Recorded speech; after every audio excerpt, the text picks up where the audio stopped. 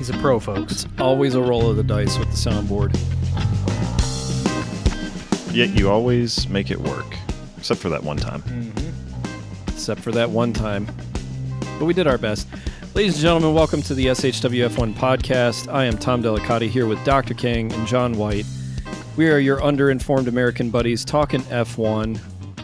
I've really liked our recent format to this week in F1. You know, it's less about, oh, this race happened, and it's more about just the entire week, Wednesday to Wednesday. And I find that very refreshing and delightful for the other podcasts I consume, because if I try to find something that's specifically about an event, I can get that anywhere. But what I get here is a little bit more of a all-encompassing. And I really appreciate that you two are here at the party with me. Glad to be invited, Tom. Sorry I didn't bring a casserole. Potluck next week, John. So this week, we have to review our three-pointers. We've made a decision with our top five, bottom five, and we'll get to that later. So we'll review our three-pointers. We've got to talk about the incident, especially with Mr. Verstappen during the race late this past weekend. We're going to go around the paddock and talk about some quick hits for a couple different things. We have a rookie duty to hand out and a little trivia game later. Devotees will understand that trivia is a little Johnism. He's had a few of them where he just kind of trips over his words, like the sheep who cried wolf. Wasn't that another one of them? Yep. Mm-hmm.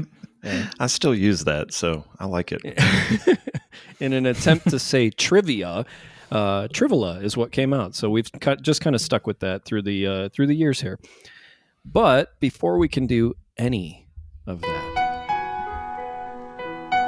a tradition unlike any other, our 15-second race reviews. So we had been doing our race reviews in reverse order of the top five, bottom five, and we can still continue to do that. But I don't know. I'm feeling a little frisky today, and so I'm going to make John go first. Ooh. And you know what? I'm winging this one. Attaboy. Okay, we're going to make John go last. I'll wing it right here. Right here and now. I don't even care. All right, here we go. Welcome to the Max Verstappen 500, where, unlike any other races that we go to, rubbing is literally racing here. And if you make him mad enough, the 5-year-old will throw a tantrum. He's still my favorite driver, but what he did was quite ridiculous. Lando's awesome, so is Oscar. The end. The end. All right. New regulations for the front wing flexing, especially Red Bull singling out McLaren, were implemented leading into this weekend, and the impact of the change was nothing. McLaren finished 1-2 and were the fastest in every session. So is it time to ask Christian Horner how the crow tastes? Is it? Is it time? Might be. As the crow flies, so it tastes. I don't think that's how that saying goes. All right, fair enough. All right. Add it to the Johnisms. All right, Brady, bring it home. Well, it was a very typical qualifying this week with Sauber coming in last. No, wait, that's Red Bull. Huh. Okay, well, the race was very typical with Ferrari screw-ups and strategy. No, wait, that was Red Bull again. Huh. Okay, well, at least there was a typical George torpedoing somebody. Wait, no, that was Max and Red Bull. Huh. I'm noticing a pattern. I knew that most of us would take this as an opportunity to gang up on Red Bull, and I'm okay with it because it was an enormously bad weekend for these guys. Deserved. Yeah, well deserved. Perhaps. Maybe we'll get into that a little bit deeper later. Let's quickly cover our three-pointers from last week. So we had a couple of wins. You guys were able to choose my three-pointer. I presented two of them last week to you, and I actually believe both of them hit. It was Alpine was going to score points, and you didn't like that. And so I said Williams is going to score no points this weekend. And cha-ching. Very unlike Williams this weekend, but it was a good pick for you. Yeah.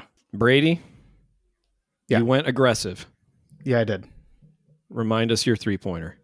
I said Alonso would be in the top five. You know, it wasn't a bad pick. No. I mean, it was a pretty bad pick, but I'm having fun with it. You can be honest with me. All right. It was aggressive. Yeah.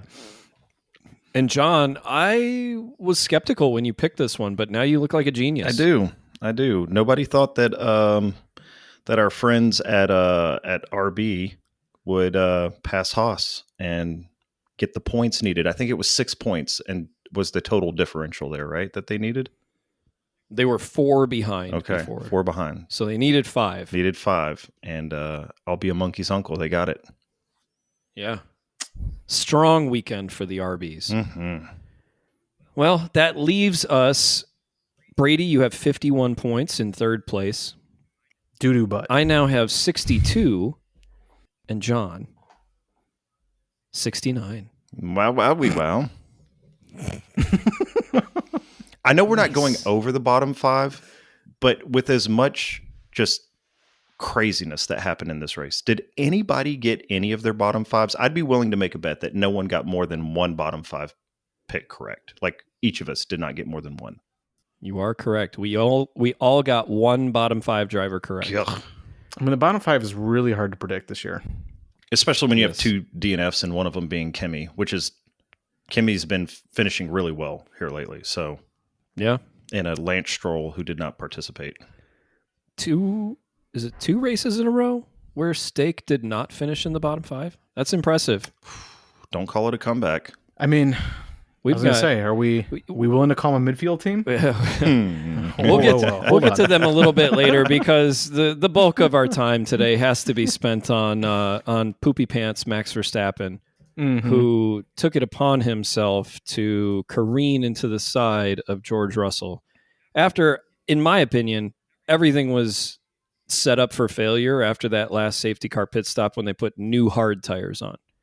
That was probably the wrong call to pit in general and then put new hards on. You just pitted like 2 laps before for softs and you knew those were going to go to the end of the race. Like and you're going to get 4 free laps under a safety car. It didn't really make a whole lot of sense to me. Well, I know he couldn't do softs because he had already used his softs. He was out of softs to use. No, he Is was that correct? on soft tires. That's what I'm saying. Yeah, he had just put softs on. Okay. He could have stayed on his softs, or he could have even gone to another set of used softs if they wanted to. But, I mean, the big mistake here from Red Bull was Max said he wanted to pit.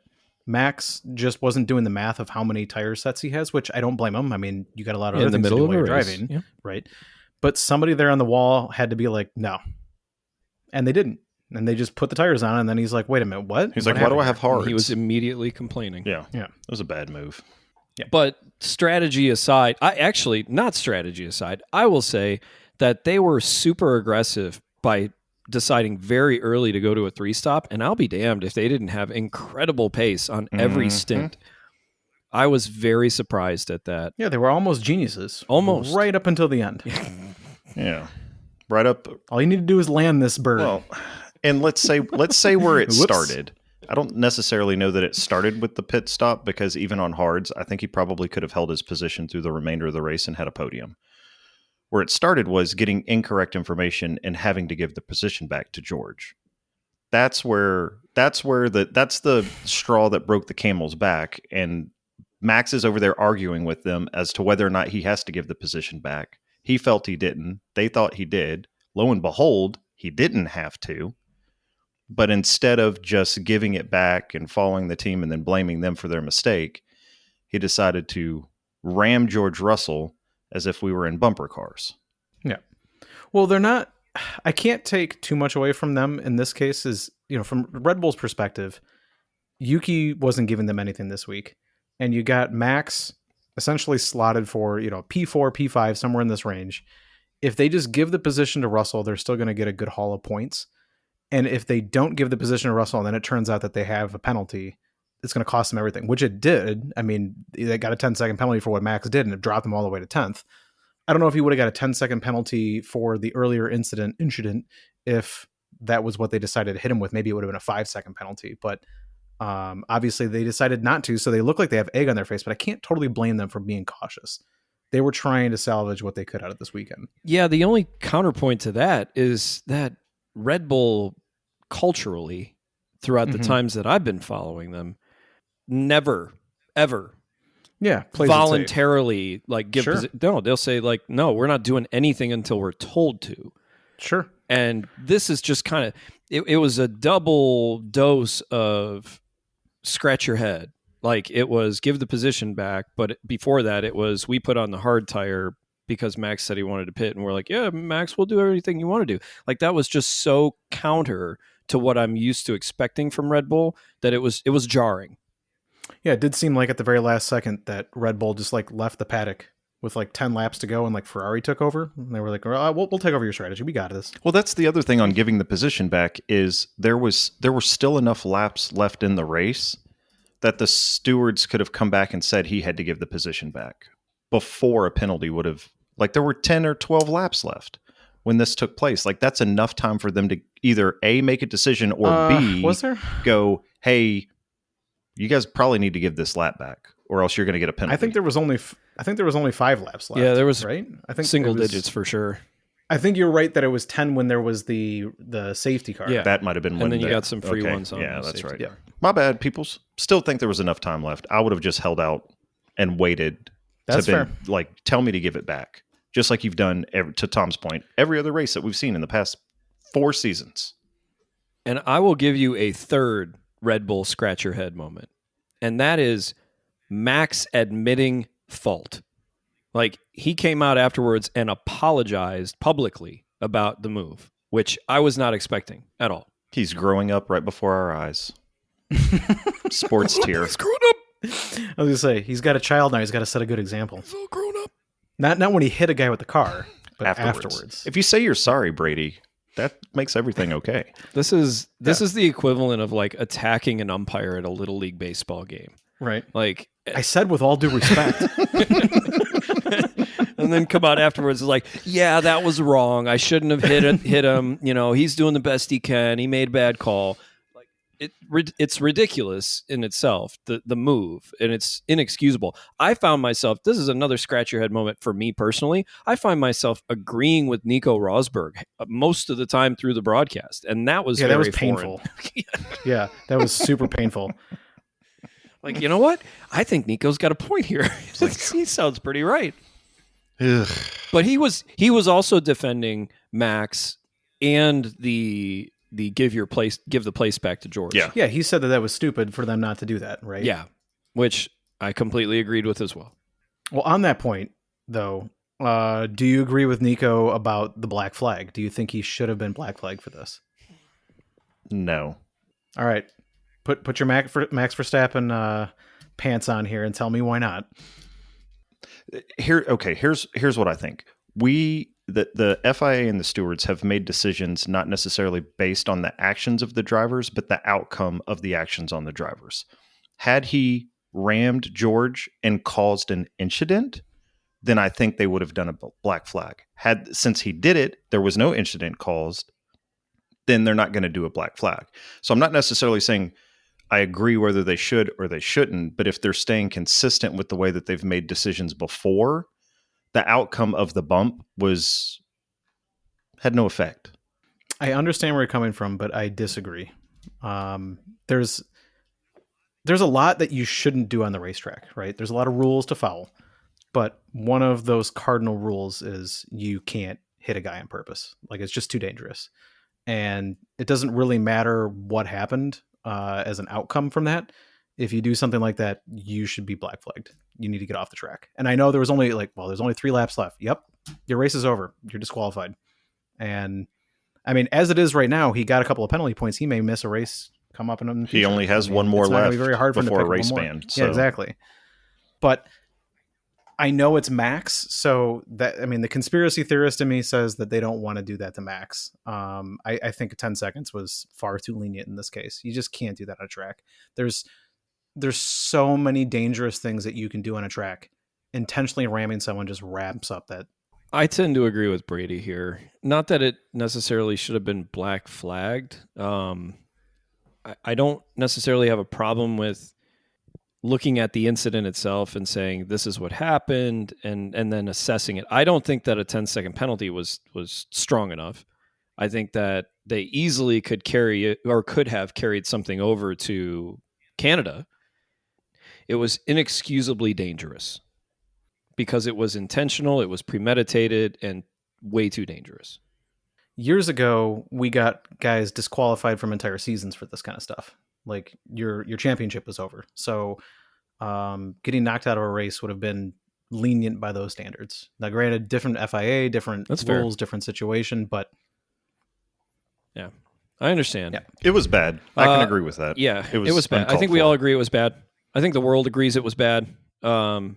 Let's take a quick break, and when we come back, we'll do a quick swim around the paddock, then our rookie duty award.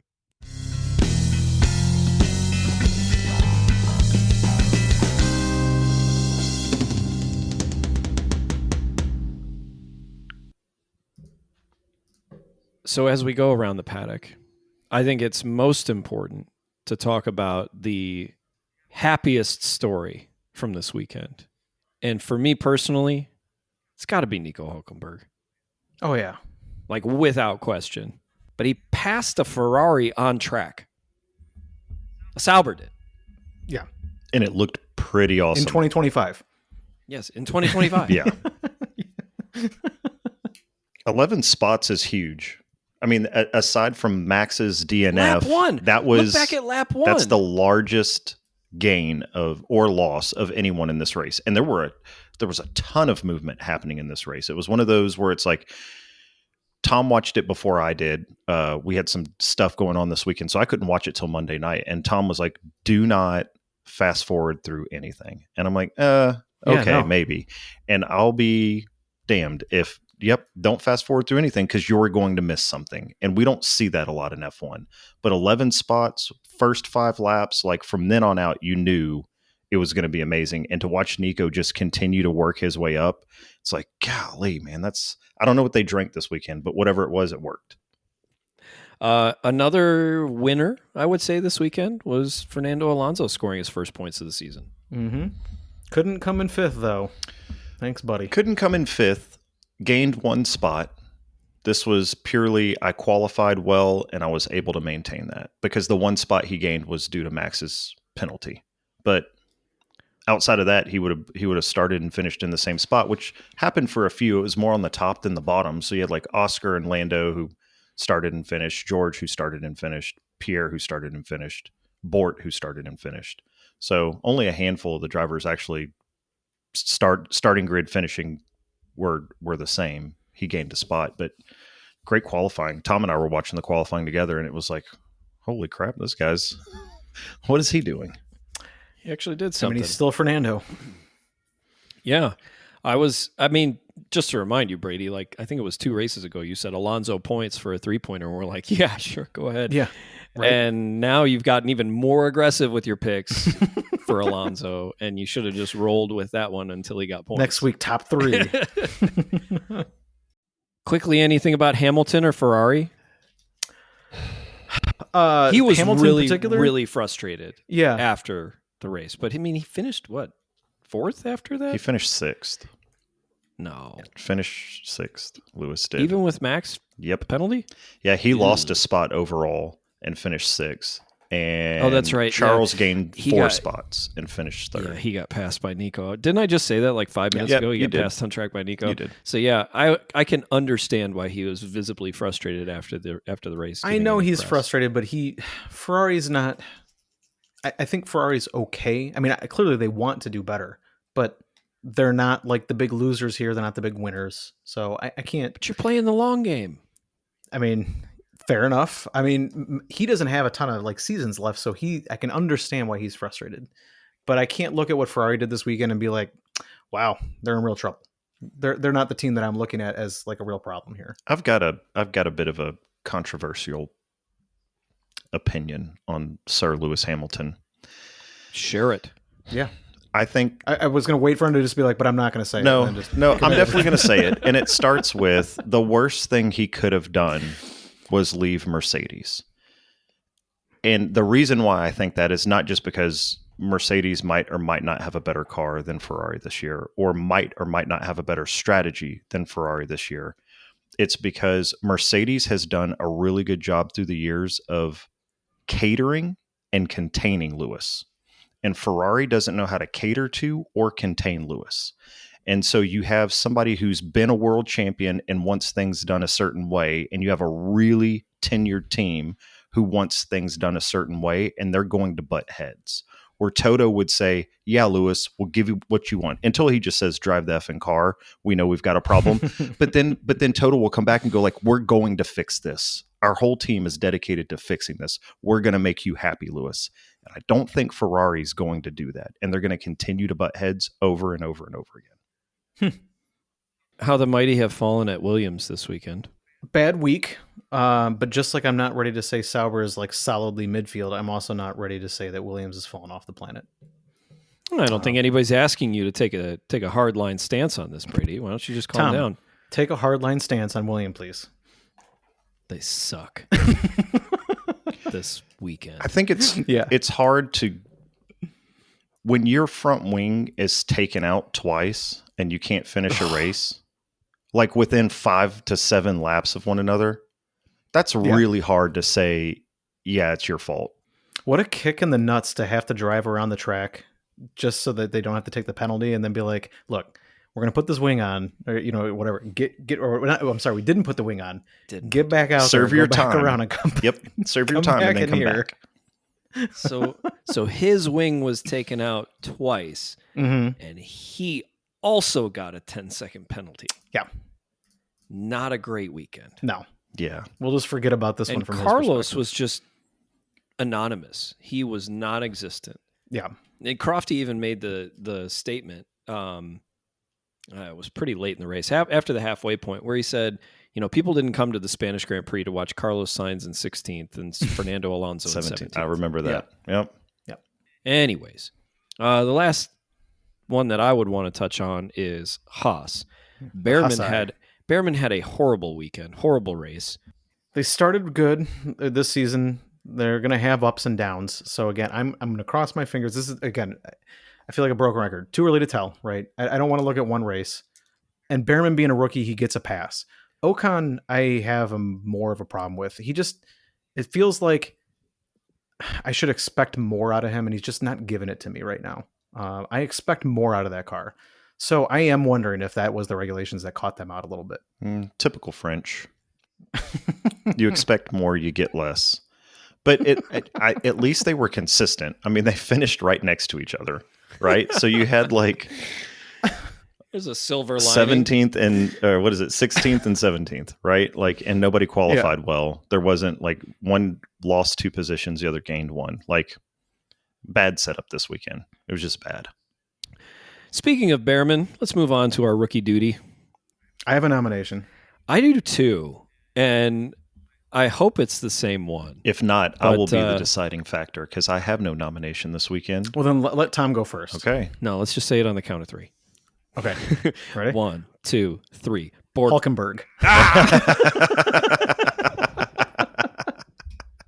That's a good throwback right there. I like it. Oh, nice. Yeah. I mean, Hulkenberg is my driver of the day. Hardcore. Yeah. My nomination is Bort.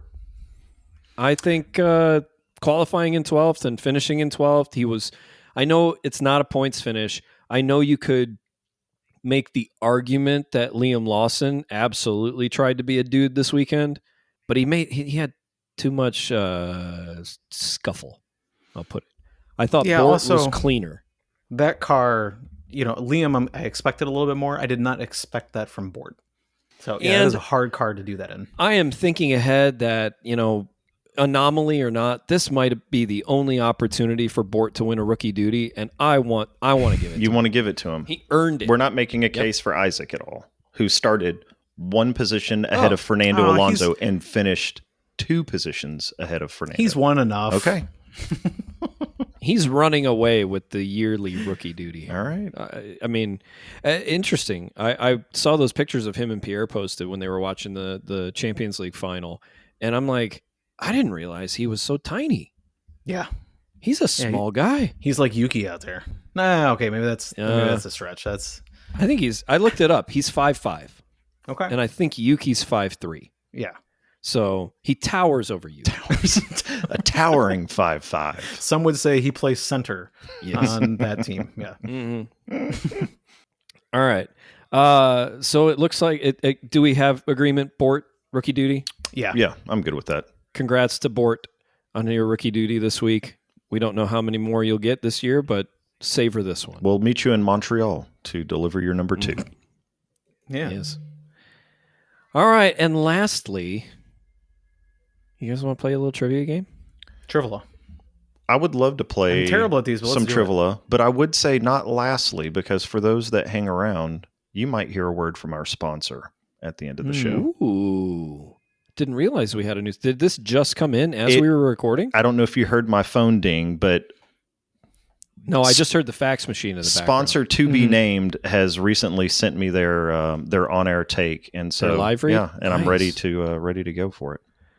Sweet. Well, let's take a quick break, and we'll come back with the sponsorship and play some trivia.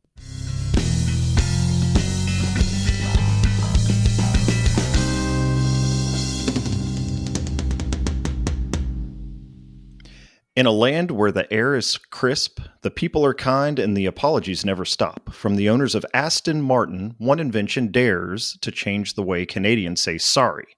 Introducing Stroll Sorry Spray.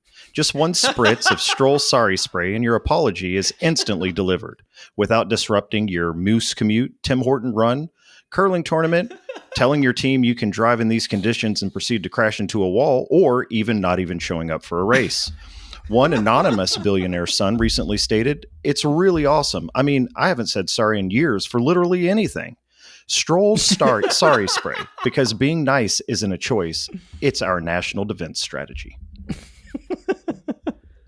Thank you to the Canadians. Yeah. Oh, They're going to be really upset that you kept saying it's sorry and not sorry. Yeah. Sorry, eh? I'm sorry. Wade. What are you talking about?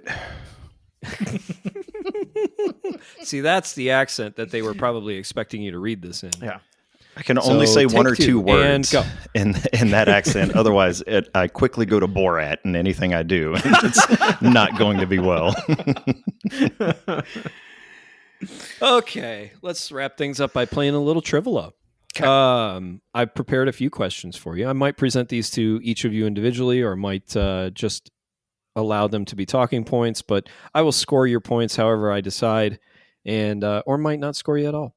So in Spain this weekend, Nico Hulkenberg, as we have talked about, his Sauber finished ahead of both Aston Martins, both Alpines, both RBs, both Haas, and both Williams.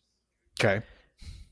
How many races has it been since any one Sauber or previous brands finished ahead of those 10 cars? Jeez. How many races? How many races has it been since one Sauber has beaten all 10 of those cars? I'm going to go with 69. I don't know, 4 or 5 years ago. So I'm going to say at least 140. John, you were super close. It's been 70 races. Oh, man. Ooh, okay. Because we had an anomaly at the 2022 Spanish Grand Prix, Really? Of course. where an Why not? Alfa Romeo driven by Valtteri Bottas Hey. finished ahead of those 10 cars. Wow. So, John, you get 69 points for that one. Okay. Nice. So, next question. Through 9 races, Oscar, Max, and Lando have been the only drivers to take pole position or a race win this year. But for fastest lap, we've had 4 drivers. Who is the 4th? I'm going to go with Charles. I thought it was it Kimmy at one point? Ding, ding, ding. Brady wins. Yes. Look at that. Kimi Antonelli, can you Yes. get the bonus points for what race it was where he took the fastest lap? Was it Australia? Was it the first race? Incorrect. John, for okay. the seal. Let's go with Abu Dhabi. We haven't been there yet. That's the Burton last Baylor. race I of know. the I season, know, I'm just so yelling we one haven't out. done that one yet. So your wrong answer has actually negated Brady's correct answer, and Brady scores no points. Oh my god. It was Suzuka. Okay. So close. So final question, and then we will say goodbye. Williams has 54 points through 9 races. Technically 8 because they didn't score any this week. Yeah. What year was the last time they scored more than 54 points in an entire season? Jeez. I'm trying to remember the last year that they were not horrid. And I want to say they got horrid pretty quickly. 1984. I want to. No. Incorrect. Yeah, I want to say it was. Like I don't think 20... there was 54 points in the championship in 19. Just throwing out numbers here. Just throwing out numbers. You already won the game. You're just playing for fun now. He's over there doing like trick moves and stuff and dunking on people. I'm gonna say 2012. It was actually 2017. Oh, okay. All right. So it hasn't been that long. And they scored 83 points that season, finished in 5th place. Bonus trivia, or trivia, 83 points that they scored in 2017 is exactly the same amount that they've scored combined since that date. Wow. So since the end of 2017 to this week, they've scored 83 with points the total. 56 or whatever they have now. Yeah. With the 54 they have now. Things went off the rails there for a while. That is crazy talk. No. I'm saying that's so wrong. Okay. 83 points combined between 2018 and 2024. So it does not include the 54 points they have. Okay. I was about to say, because that would be nuts. Yeah, it was bad. It would have been real bad. But they did have a couple of goose egg years in there. I'm not surprised by that. Last little bonus trivia. In that 2017 season, there was a prominent, I'll call it a quote-unquote top 4 team that finished in 9th place with 30 points that year. A top 4 team, you're talking about now. Current now. Yeah. Who we think as top 4 teams since we started watching it. I mean, McLaren was bad, but I don't think it was McLaren. I'm going to go with Mercedes. I mean, it could have... No. Mercedes was winning championships. That was when what year is Lewis this? was winning championships. 2017. Oh, I thought we were in 1984. Sorry. Was it Red Bull? It was McLaren. It was McLaren? Okay. McLaren finished 9th. This shows my history. I'm not up to date on this. 30 Wow. points. Okay. Yeah. So that's a little trivial for you. John, you are the winner with 69 points. Brady, you finished with 0, even though you got 1 correct. Sweet. I took all your points away. Brady did much better than I did through this, so I'm sorry that you lost, Brady. All right, y'all. Thanks for sticking around. We'll see you next time.